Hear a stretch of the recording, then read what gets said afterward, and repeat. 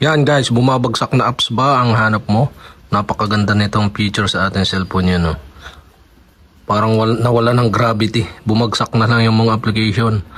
Yan. So, pwede nyong ihagis-hagis ng ganyan. Yan, halimbawa, ibabaw natin itong Facebook. Yan.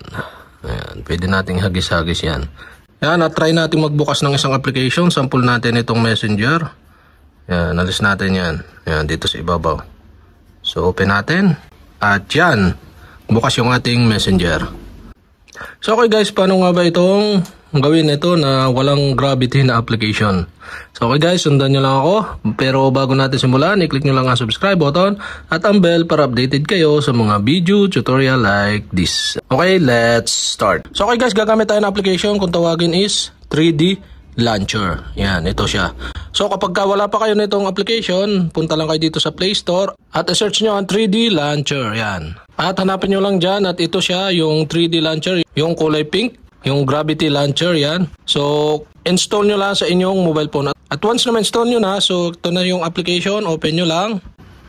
At ito ang lalabas. Yan, dito merong kung tawagin is add app. So tap nyo lang at yan, kailangan may check kung gusto nyo isama yung app, pero pwede nyo na naman tanggalin yan.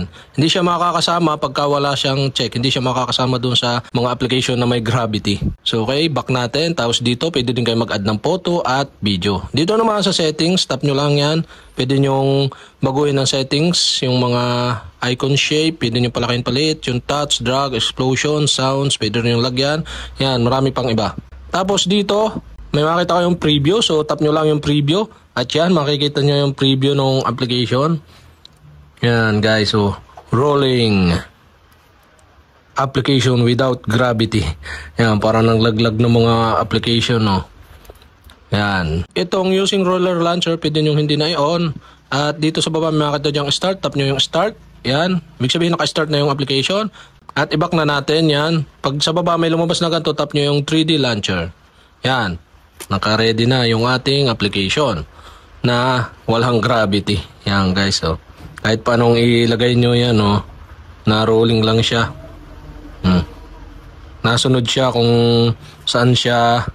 Parang walang gravity, para kayo naglagay ng buhangin sa bote. Kung saan nakatagilid yung gravity, doon napunta. Ayan. So try natin magbukas uli. Messenger. Yan. Ito Messenger, ibabaw natin yan guys.